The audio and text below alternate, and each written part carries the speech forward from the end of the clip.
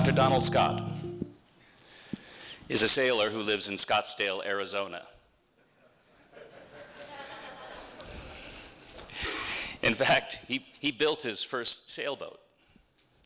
Well, he was telling me earlier that he lives on beachfront property. So that makes sense.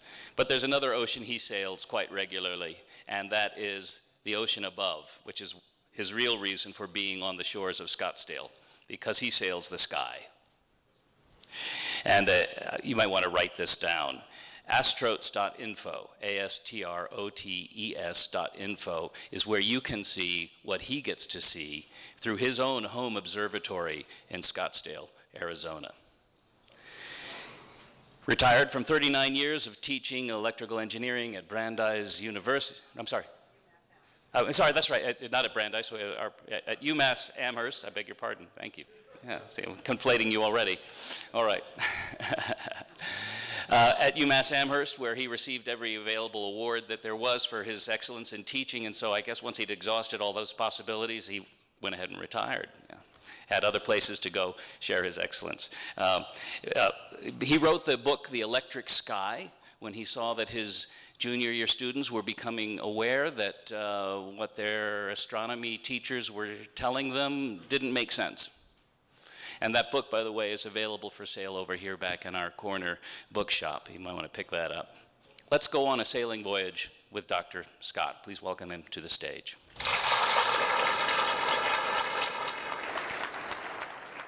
Well, thank you very much. You've all heard all sorts of mention in the last couple of days, and you will continue to hear mention of this thing called the Birkland Current. And all of you, to a lesser or greater degree, have some idea about what is meant by that term.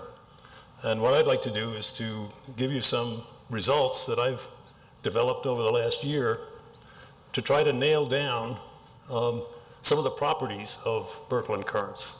There are some well-known properties of Birkland Currents that I think most of you will know in no particular order. The definition of it, it's the flow of electrical charge in space. So that means there is an electrical current, the flow of charge.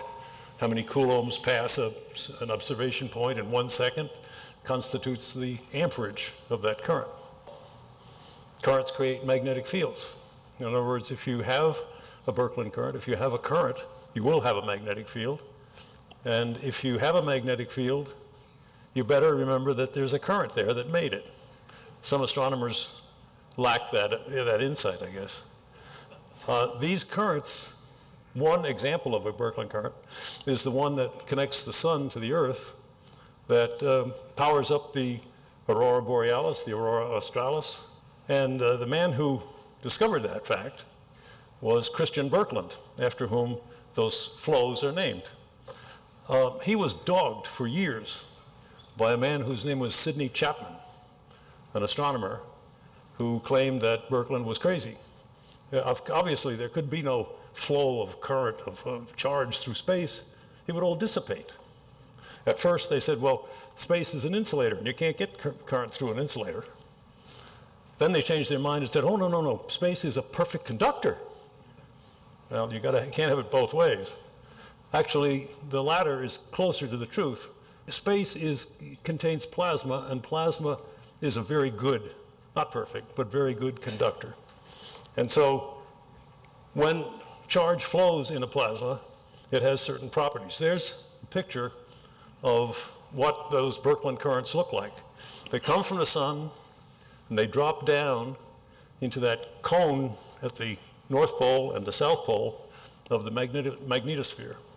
Also, yes, the typical properties of Birkland currents, they twist, they often come in pairs, they produce helical magnetic fields. We'll talk some about that.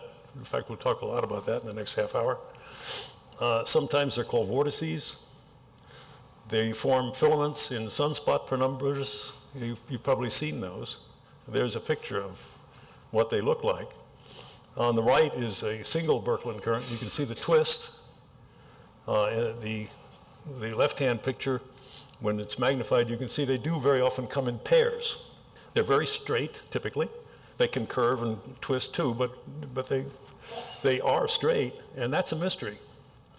If you have a fire hose and you spray a fire hose, if I had one in my hand, I don't think I could hit somebody sitting in the back row of the room. The thing would dissipate. These things, contrary to Sidney Chapman, do not dissipate. And the question is why? And I hope to answer that this morning. They connect stars and strings. Remember years ago, you probably heard astronomers, somebody would say, gee, it looks like those stars form in strings. The astronomer would say, no, that's an optical illusion. They don't form in strings. Yes, they do form in strings, and those strings are Birkeland Currents. The Birkland Currents also connect galaxies. Just a couple of weeks ago, I think Wall mentioned this the other day, there was an announcement in Science Digest that astronomers, Australian astronomers, and some, I guess coupled with some here, have discovered that galaxies do indeed form on strings, which is a big reversal. Anyway, I developed over the last year a method for taking a close look at what the magnetic field is, what it looks like, the structure of it around a Birkeland current. So if we just assume in your mind's eye for a second, in space, you've got this bunch of charges that are flowing along, what will happen? You know, I've just said they will make a magnetic field, sure, but what will the shape of that field be? And what will the properties of that whole operation look like?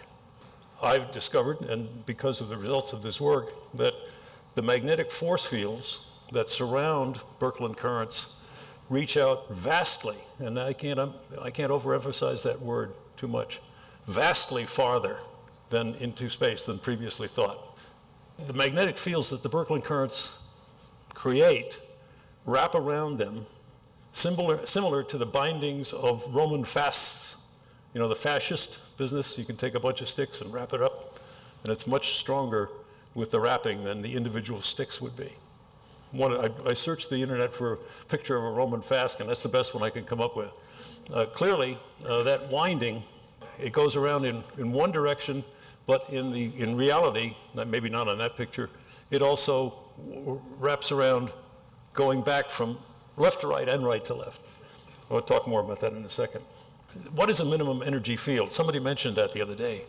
In nature, stuff tends to seek a minimum energy. Water runs downhill.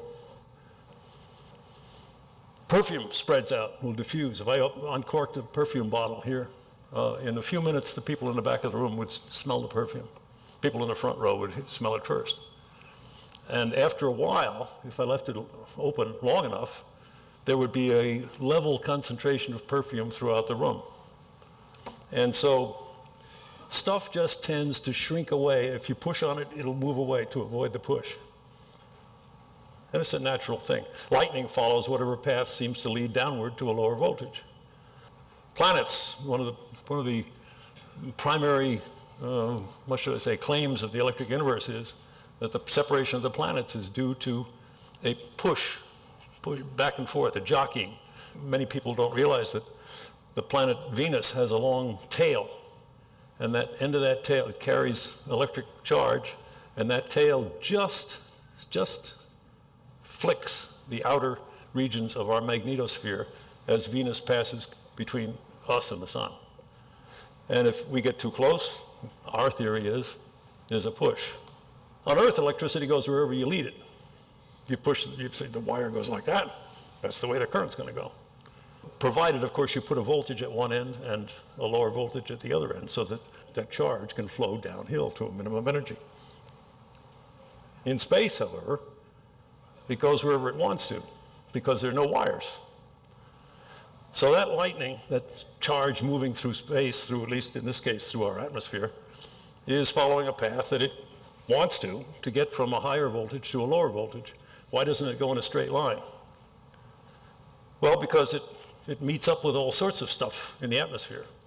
Little regions, clouds of charge, changes in humidity, maybe a cloud or something here or there. It is going, as it senses, downhill, just the way water would ripple down over the surface of a mountainside. And of course, if you really get out in space, it does go where it wants to, as long as you leave it alone. as long as you don't put any rocks in its path, as long as you don't put a magnetic field there so that it will disturb that direction of that flow. That's the jet from, what is it, M83, I think? 87. And that thing is over, several hundred light years long. And see how well it's collimated. It's a heck of a lot better than your garden hose. So the question is, why is it collimated? Why does it stick together like that?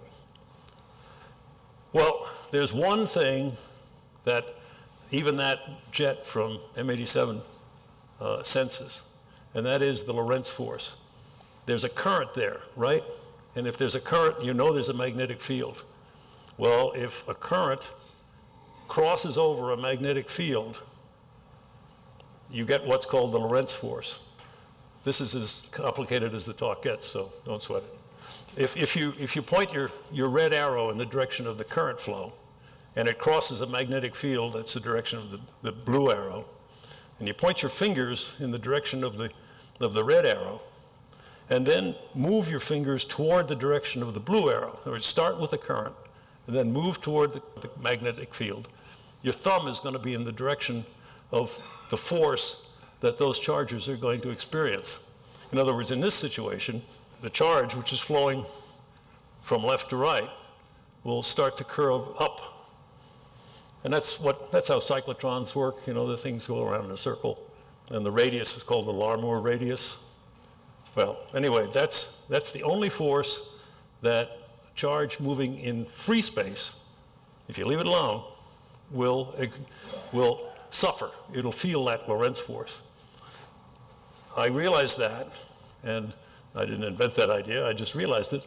And then I found in Tony Peratt's book an equation that says if you want to have a cosmic Birkland current at a minimum energy, suffering no forces, the way to get the Lorentz force to zero is to have that Birkland current look like this. And out comes this big equation. Now, if you're a mathematician, and I am surely not, then you can visualize what that structure has to be. Well, I looked at that equation for a long time. And as I say, this talk is a non-mathematical talk. But the actual, for those of you, I know it's Thunderbolts 1 and Thunderbolts 2. If you can go on the web, you can look at that site. That's my site, electric-cosmos.org/berklandfields.pdf. Remember the capital B and the capital F. You can see the paper, and you can wallow around in the mathematics as much as you want to. What I did was, when I got that equation, I plugged it into a computer and did an iterative solution, almost exactly the same as Dr. Wolf was talking about in the generation of fractals. You get the equation, pick a number, stick it in, and see what you get. Then take that number and stick it back in the equation and see what that produces. And eventually you get this trail. Well, I didn't generate anything as wild as a fractal, but I did come up with a solution. And I will show you the solution in a second. But that's the purpose, was to get an equation, the results of which would result in a Birkland current that is free, left alone. Leave it on its own devices, what will it look like? To understand this, we have to talk a little bit about cylindrical coordinates. Is there anybody who doesn't have any idea what a cylindrical coordinate is? You know what Cartesian coordinates are, the x, y, and z in there. You see the x, y, and z? Z is the vertical axis, x is coming out at you, and y is going from left to right.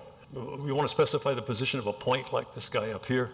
You can specify, well, it's this far in the x-axis, this far in the y-axis, and this far in the z-axis, and then that's the point. Cylindrical coordinates is the same thing, except instead of the x and y-axes, you still use the same z-axis. But instead of x and y, you replace x and y by at what angle are you from the center of this cylinder, from this pipe, let's say, and how far out are you? So that really, if you think about a Berkland current, think about an oil pipeline or a water pipeline, it doesn't make any difference where Z is particularly, because it's all the same. The things don't change in a cylinder. It doesn't even depend on where you are in theta, because there's no, it's not asymmetrical, it's symmetrical. It doesn't make any difference whether you're at the 3 o'clock position, the 6 o'clock position, or where you are. Radius, oh yeah, that makes a big difference. How far you are out from the center of the thing is critical. So what my results were, it came up with, I'm trying to plot the magnitude and the direction of the magnetic field, and that's this B vector. And the B vector has two components. One in the direction of the flow, Z, and one in the wraparound direction, the theta direction. So if you can come up with a solution that will enable you to tell what BZ is and what B theta is, how strong they are, for any given radius you are out from the center of this thing, then you can predict and plot what the magnetic field is going to look like. Okay, now hold on to your seats, because there's the answer. And it may not make much sense looking at it, but let me see if I can explain what I'm talking about. The black line is the strength, it starts off there at 1, of the axial magnetic field, BZ. That's how strong the field is along the axis of the flow. The red component is the strength of the wraparound field. The horizontal axis here is not time, please, it's not time. It's the radius, the radial distance you are out from the center of this flow. So can you begin to see what's going to happen? Right at 1 or at 0, as close to the axis here as we can, the vertical axis as we can get. The wraparound, the red, there is no wraparound field. It's all parallel. The magnetic field is exactly in the same direction as the current. And then as you begin to come away from, that is, increase the radius, that axial field component, and of course, the sum of the two vectors, BZ and B theta, is the B that we're looking for. So what's the sum of two component vectors? Well, it's the square root of the sum of the squares, right? X squared plus Y squared, that's Z squared. Well, that's the light blue curve. So the light blue curve, the cyan curve, is the strength, total strength of the magnetic field as a function of how far you come out from the center of a Birkland current. And other than maybe a couple of, you can see there's maybe a couple of little ripples in it here at the close in small values of R, it comes down pretty well decaying like any decaying exponential, right? Well, no, not like any decaying exponential. That, you see the purple curve is 1 over the square root of R. So most people, okay. If you know what we are so proud of in the electrical universe, and that is we're always saying to the astronomers, gravity goes down as 1 over R squared. And the magnetic field from a wire carrying a current goes down as only 1 over R. That's much less rapid decay. 1 over R is much less rapid than 1 over R squared. This goes down as 1 over the square root of R. So this stuff reaches out into space much farther than we had heretofore thought, because there are no wires up there. We don't get any 1 over R decay. We get a 1 over R, the square root of R decay, which means this stuff has a much wider effect than we had ever sensed before. Also, if you think about it, try to visualize in your mind's eye what's going to happen as you go out to higher values of R. First of all, the axial strength is getting weaker, and the red curve is building up to a maximum, and that maximum occurs almost, not during the first cycle, but the other cycles, it's almost exact. The maximum of the curlicue, kind of the curling around field, occurs when the axial field component is 0.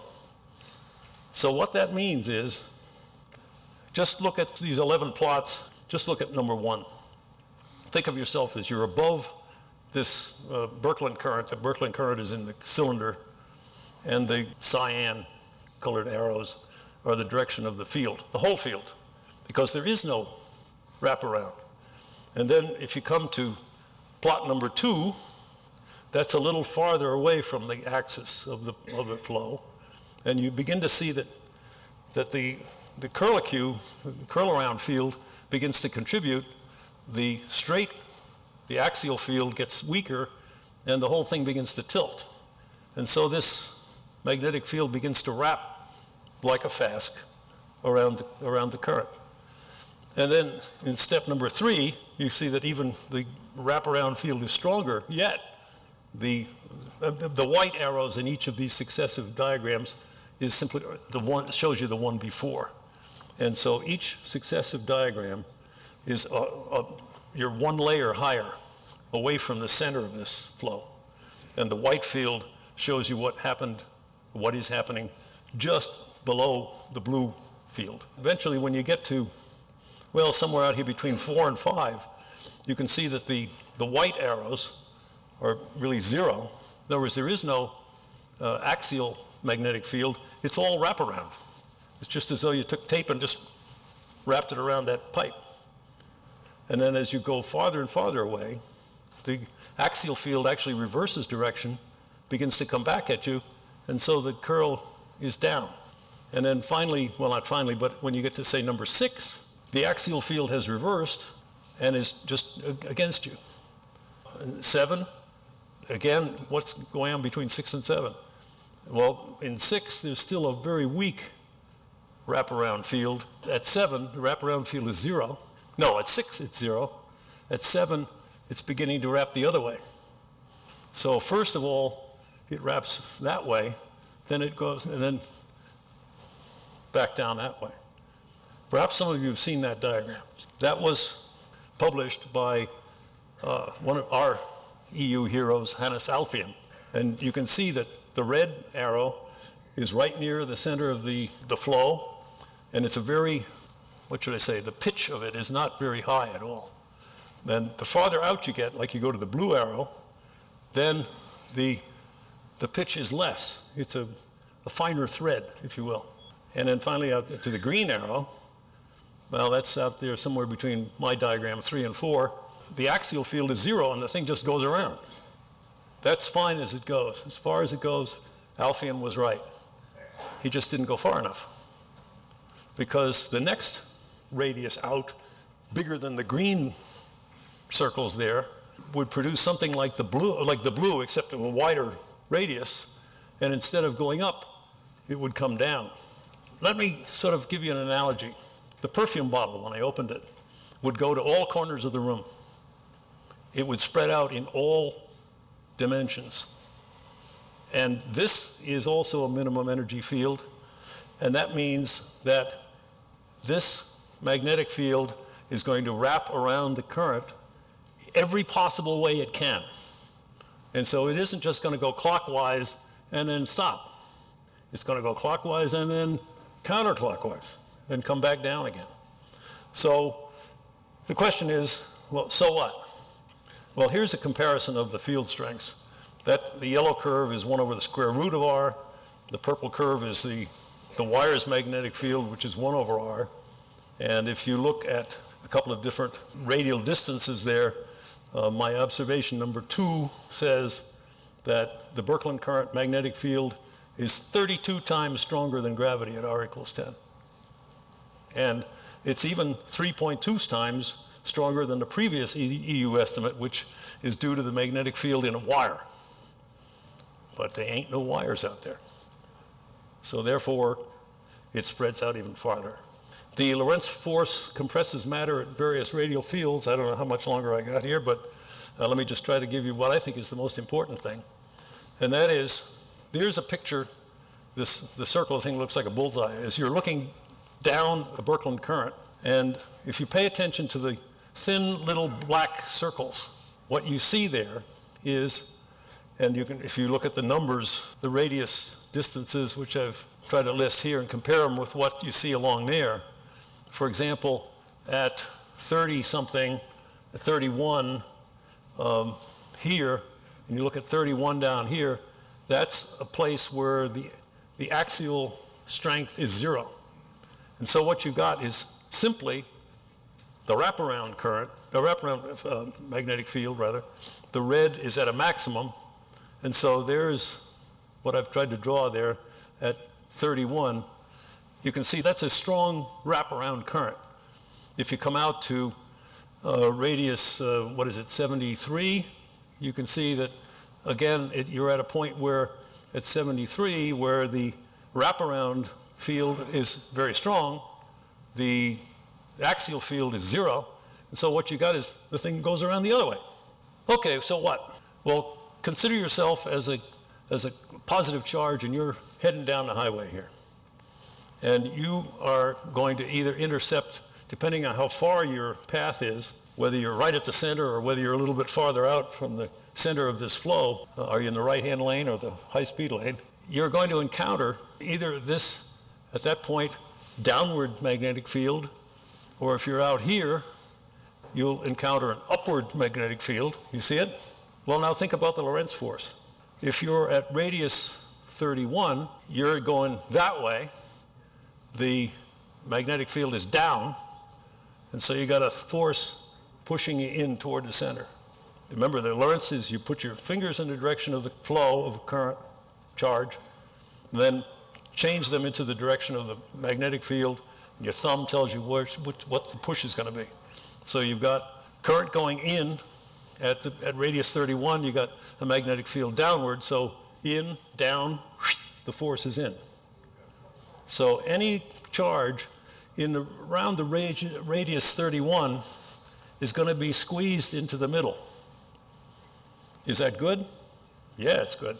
Because in the middle, you've got a very strong axial, the black line is at the maximum. You've got a strong field going that way, and you have nothing that is in any other direction. And when the current wants to go in the same direction as the field, it's a superhighway. So that's why these Birkland currents work so well right in that first little area. Well, what about the rest of it? Well, you can spend some time, doing this kind of stuff. But for example, at radius 75, look at 75. The Z field is 0, and you've got a counter-rotating magnetic field. And so what happens? You're heading into the board, you're a plus charge, and you put your fingers in the direction of your flow, and then you look at the magnetic field. It's up. So okay, your fingers are there, go up, out. So any charge that's flowing around 73, radius 73, is going to be expelled outward from the flow. And so every time you come to one of these reversals, you get either you're going to be pushed in or out. And that's what I've done. I've tried to mark in the pink is where the charges end up. Okay? So clearly, I hope it's clear. If you look at this long enough, it becomes clear, I guess. That in places like, pick anything, like pick 136 out here. There's a place where, what's going on? Well, at 136, you look along over here, someplace that's right there. That says that the wraparound field is 0 and the axial field is negative. So at 136, there is no wraparound field, it's 0, and this magnetic field is coming at you. Doesn't that defeat the purpose of this? Well, you don't want any current flowing back, you want current going that way. Well, you notice there are no charge carriers there, because at 136, they're either pushed that way into this sort of first shell, or they're pushed outward to that shell. So regions like 51 and 136 radius, out here's another one, 220, it's sort of like a superhighway, but there's no cars on the highway. There's no charge carriers there. I hope I've shown that at certain places, certain radii, it's easy for current to flow, and other places it's hard for current to flow, and certainly because of the counter-rotating wraparound field, charges will tend to form in these layers. These layers are concentric cylinders. This is the same sort of result that Markland came up with Markland convection, if any of you are familiar with that. Markland, a Swedish scientist, engineer, I think, developed almost the same thing, except his mechanism is predicated on the idea that you've got a variety, a spectrum of different types of elements. And he found that what goes to the center are the easily ionizable elements. And to me, it's very counterintuitive. Iron and stuff like that are easy to ionize. So you'll find iron and the heavy elements in the middle. And one of the hardest elements of all, which seems absolutely nuts to me, but it is true, to ionize is hydrogen. And hydrogen is on the outside. So that's Birkeland convection. He's got the same result as this, that is, they're concentric cylinders, and there's a selectivity to what kind of elements you're going to find in which layer. And that's great. My result is independent of what you've got there. In other words, this will happen no matter what the stuff is that's flowing.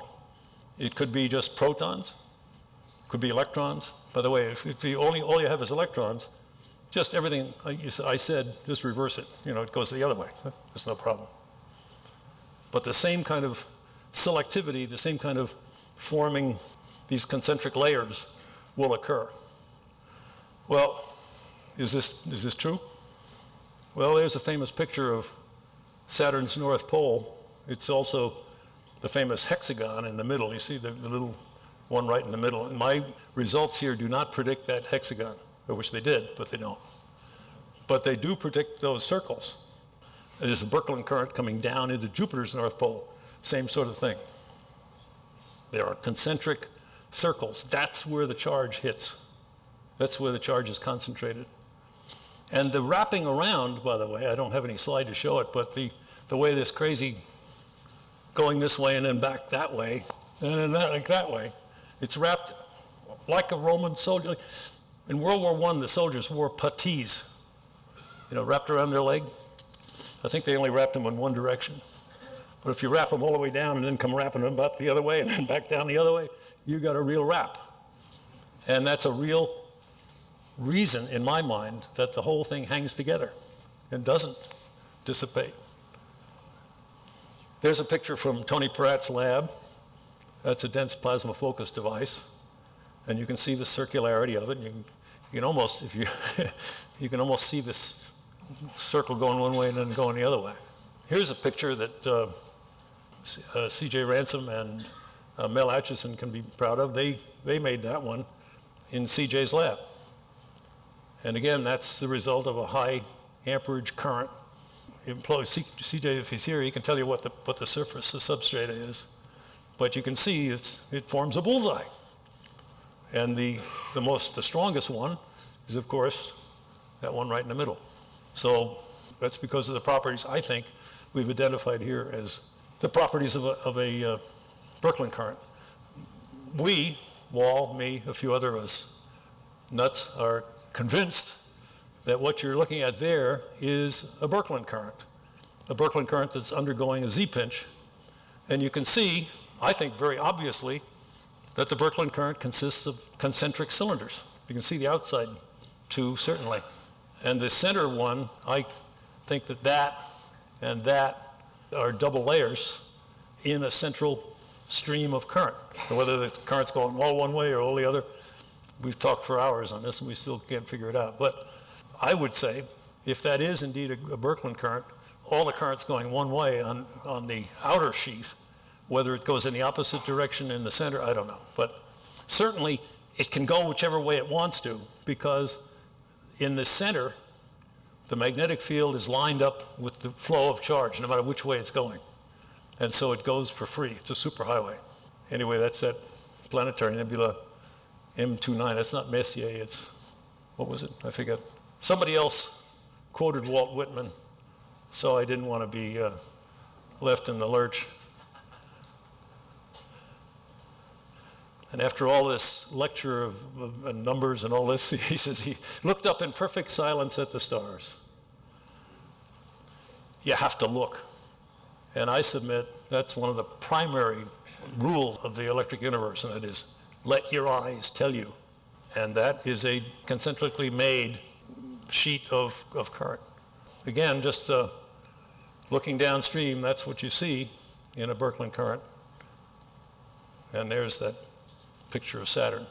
I submit that's pretty darn good evidence. Anyway, thanks.